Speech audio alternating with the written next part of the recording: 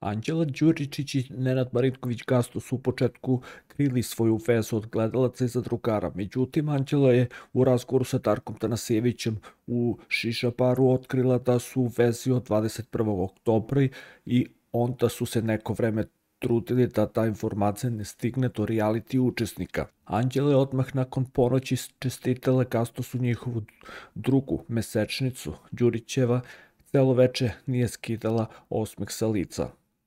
Upoznali smo se dosta u flertovanju, ali mnogo više u vezi. Jako sam zadovoljna kada naiđemo na neki problem, na neki način fino prevaziđemo. Radimo za tu vezu kao tim, pričamo i kao prijatelji i savetujemo jedno drugo, rekla je Anđela.